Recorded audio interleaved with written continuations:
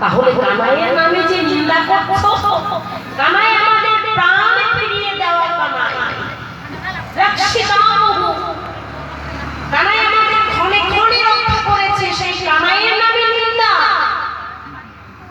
সখাগণ বলল, হতে পারে না আপনারা যাগী, করতে পারেন আপনারা যজ্ঞ, কিন্তু যার জন্য যজ্ঞ, এই যজ্ঞের স্বরকে আপনারা চিনলেন না, আপনাদের বৃথা যজ্ঞ। নিতাই গৌর হরি। যখনই বলেন বৃথা যজ্ঞ, প্রধানিত হয়ে বলেন, এখন আমরা যজ্ঞে আহুতি দিইনি, কি করে আমরা ভিক্ষা দেব? দেবতাদের জন্য যজ্ঞ হচ্ছে, আহুতি হয়নি। বললেন, তোমাদের যজ্ঞের কোনো মানে হয় না, যজ্ঞের স্বরকে তোমরা চিনোনি, লাঠি চারা করলে। এই যে দেখো, এরা কিন্তু জাতি ব্রাহ্মণ, আঙ্গিরস জাতীয় ব্রাহ্মণ, অথচ ভগবানকে চিনতে পারলেন না। কেন? হৃদয়ে সেই শুদ্ধ প্রেম আর ভক্তি নেই। এই জাতিকে স্ত্রীগণ তারা রন্ধনশালায় রন্ধন করছে, দেখুন তারা কিন্তু যজ্ঞশালায় নেই, রন্ধনশালায় রন্ধন করছে। আর গোবিন্দকে সেই শুদ্ধ ভক্তি দিয়ে জানাচ্ছে, গোবিন্দ আজকে যে আমরা রন্ধনশালায় রন্ধন করছি, আমাদের একটা রন্ধন ব্যঞ্জন যদি তোমার সেবায় লাগতো গোবিন্দ, আমাদের জনম ধন্য হয়েছে। এই যে শুদ্ধ ভক্তি দিয়ে নয়ন জলে ভাষায় গোবিন্দকে ডাকছে, গোবিন্দ এই অন্ন ব্যঞ্জন যেন তোমার সেবায় লাগে।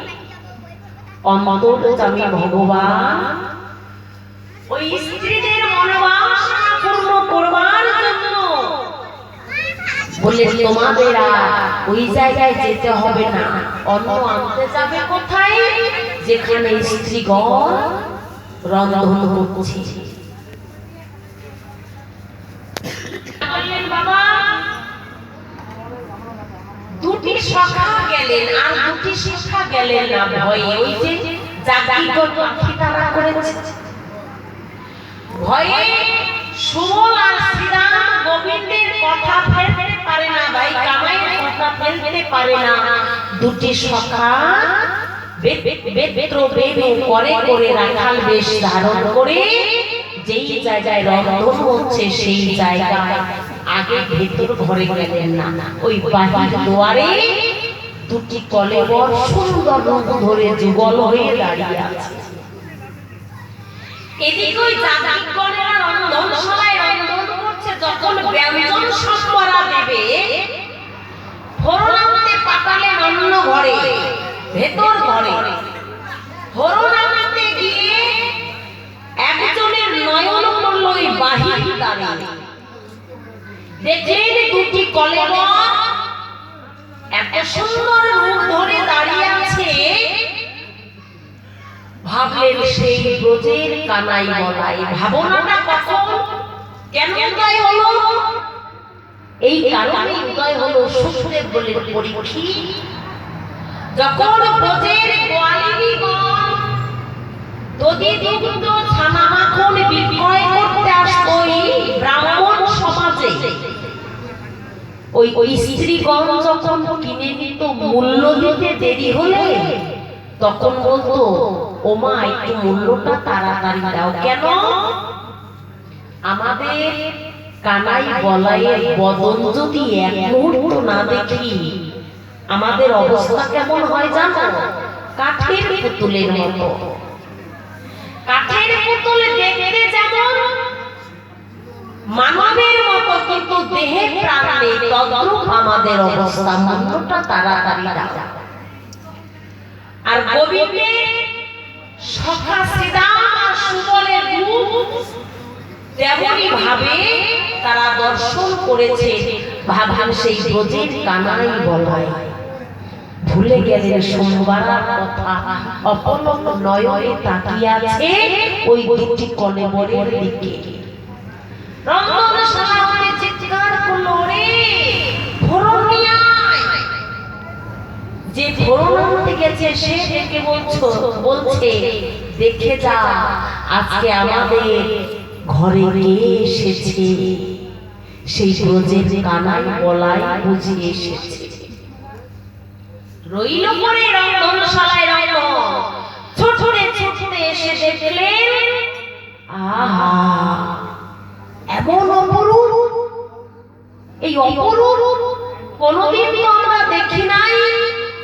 তবে কি তোমরাই সেই কানাই বলা? ওই শ্রীরাম আর সুবল বললেন, না মা, আমরা কানাই বলাই নই, কানাই বলাইয়ের দাস।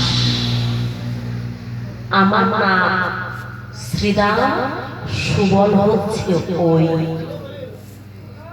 কেন এসেছি মা জানো?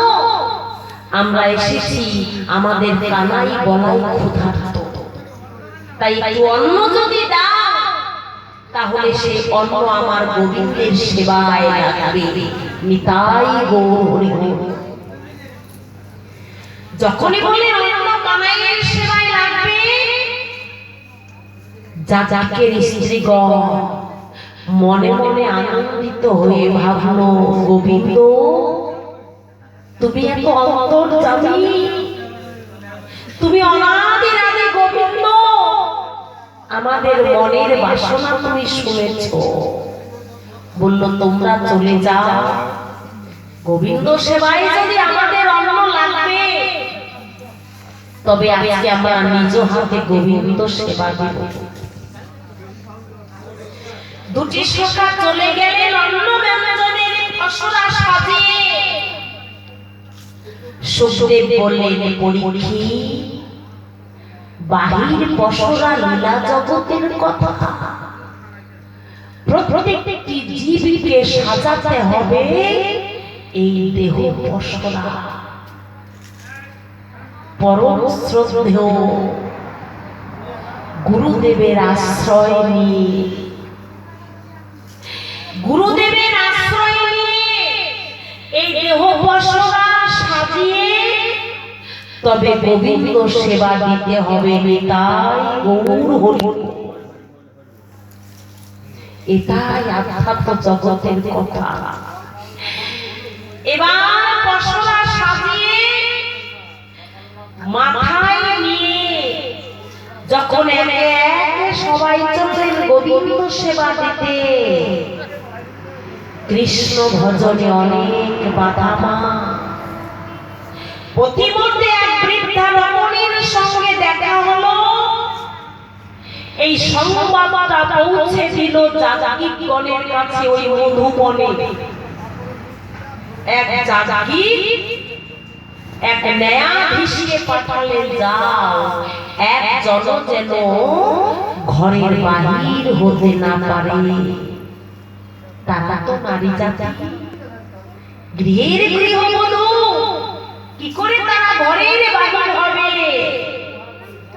কিন্তু কৃষ্ণ নয়নে যার একবার নয়ন পড়ে যায়, গোবিন্দ চরণে যে একবার নিজেকে সঁপে দেয়, তার কি আর কুল কলঙ্কের ভয় থাকে? সবাইকে বারণ করলেন কিন্তু কেউ মানলেন না। আমরা আজকে গোবিন্দ সেবা দিতেই যাব। কিন্তু নিজের স্ত্রীকে কি করলে? ধরে নিয়ে তোমার যাওয়া হবে না, সবাই যায়। সেই স্ত্রী তখন স্বামীকে বলল, স্বামী আমায় কৃষ্ণ সেবা দিতে বাধা দিও না। আজকে যার সেবা দিতে যাচ্ছি সে তো জগতের পতি, তুমি আমার নিজ পতি। তোমার মতো জগৎপতি সেই গোবিন্দ যেদিন আমার তোমার বলতে কেউ রবে না, যেদিন আমার আর তোমার মধ্যে কেউ রবে না। সেদিন আমারও গতি তোমারও গতি, অগতির গতি আমার জগৎপতি নিতাই গৌর হরি বল। তুমি আমায় কৃষ্ণ সেবা দিতে বাধা দিও না, স্বামী আমায় যেতে দাও। দিলেন না মা। আর কেউ যদি একবার কৃষ্ণ ভজনে বেরিয়ে যায়, তাকে যদি বাধা দেয়, তার অবস্থা কি হয়? ঘরে এনে আবদ্ধ করে দিলেন, শিকল লাগিয়ে দিলেন, সবাই চলে গেলেন, কিন্তু ওই স্ত্রী তখন ঘরের মধ্যে বসে, আবদ্ধ ঘরে। এই যে অনুরাগ না হলে কৃষ্ণ ভজন হয় না। ওই স্ত্রী অনুরাগের ঘরে বসে ওই গোবিন্দের চরণে আত্মসমর্পণ করে দিয়ে দুটি বাহু তুলে গোবিন্দকে ডেকে বলছে, গোবিন্দ হে, সবাই তো চলে গেল তোমার সেবা দেবে বলে, তাহলে কি আমার দ্বারায় আমি কি তোমার সেবা দিতে পারবো না? কৃষ্ণ ভজন হতে আমি কি বাদ পড়ে গেলাম? বলো গোবিন্দ, আমার গতি কি হবে? আমার আশা যাওয়াই কি সার? গোবিন্দকে কেঁদে কেঁদে অনুরাগের ঘরে বসে নয়নে জলে ভাষায় বললেন, গোবিন্দ হে,